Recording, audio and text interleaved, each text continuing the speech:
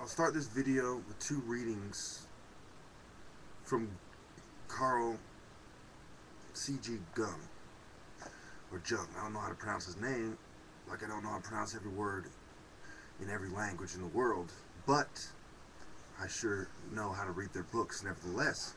We go to page 168, a parallel from pagan antiquity. We'll start with psyche and symbol,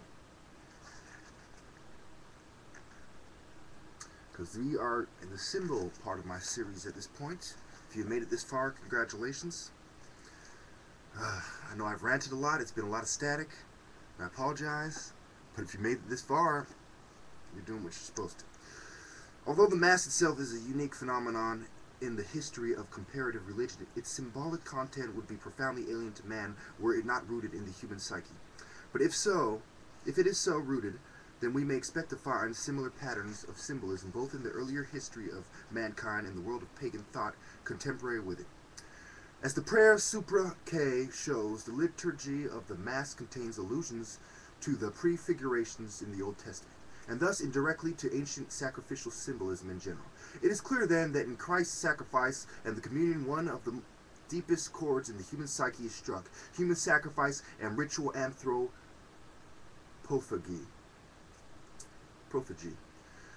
Unfortunately, I cannot enter into the wealth of ethnological material in question here, so much content myself with mentioning the ritual slaying of the king to promote the fertility of the land and the prosperity of his people, the renewal and revivification of the Lord through human sacrifice and the totem meal, the purpose of which was to reunite the participants with the life of their ancestors.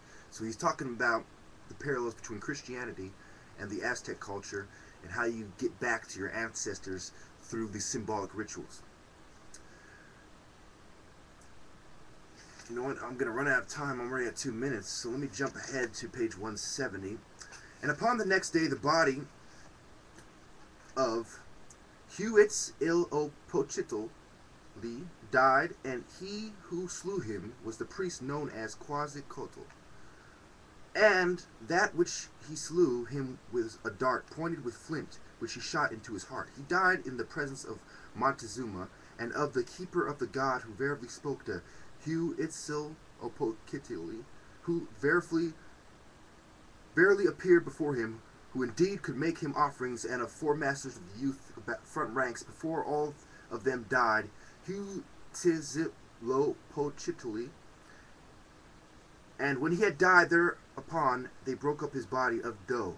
His heart was a proportion to Montezuma, and as for the rest of his members, which were made as it were to be his bones, they were distributed and divided up among all. Each year they ate it, and when they divided up amongst themselves his body made of dough, it was broken up exceedingly small, very fine, as small as seeds. The youths ate it.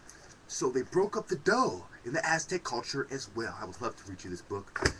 Asians and me, we're like this. My best friend, well, I don't want to undermine my friendships with other people, but a close friend of mine is an Asian, non-Arab Muslim, you know, and he doesn't exactly agree with me about everything either, but I'm sure he agrees with me about a lot of things. We go to,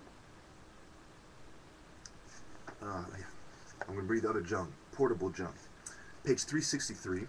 On the top of the page, you know, it's psychology and alchemy. Notice he makes the same kind of parallels I do into the occult, into religion and science and medicine, all in the same basket. You think I make this up? You think I did all these years of research for nothing? You think I bought all these books and borrowed all these books from people and downloaded all these books and bought Amazon and blah blah blah and on Barnes and Nobles, on and on, for nothing? Martin Luther King Library, for nothing? Please. The Mandalas in the dreams. For the sake of completeness, I will recapitulate the mandala symbol. Excuse me.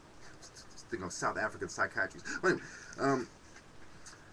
Which occur in the initial dreams and visions already discussed. The snake that described a circle round the dreamer, the blue flower, the man with the gold coins in his hand, and the enclosed space for a variety performance. The red ball, the globe. The next mandala symbol occurs in the first dream of the new series. He's talking about mandala symbols. He's talking about alchemy and religion and medicine. Okay? He goes on to talk about, I'm going to read a few captions so you get the idea of what he's talking about. An unknown woman is pursuing the dreamer. He keeps her running around in a circle. That's the sixth dream. Seventh dream. The anima accuses the dreamer of paying too little attention to her. There's a clock that says 5 minutes to the hour. Another dream symbols. On board a ship, the dreamer is occupied with a new method of taking his bearings. Sometimes he is too far away and sometimes too near. The right spot is in the middle. There's a chart on which is drawn a circle with its center. Night's dream, a pendulum clock that goes forever without the weights running down.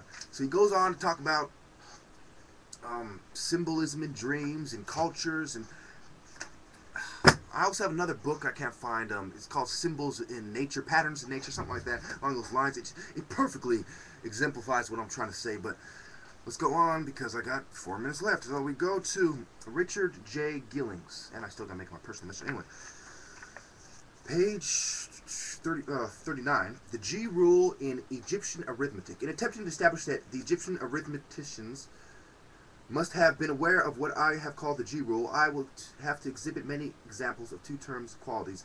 By far the greatest number of instances where the scribes appear to have used the G rule in one form or another in the Rikoto and the 87 problems of the RMP, in the MMP and the KP. However, it will be convenient to choose that the equalities of the MELR for purposes of illustration and demonstration, even though the EMLR itself will not be considered until Chapter 9.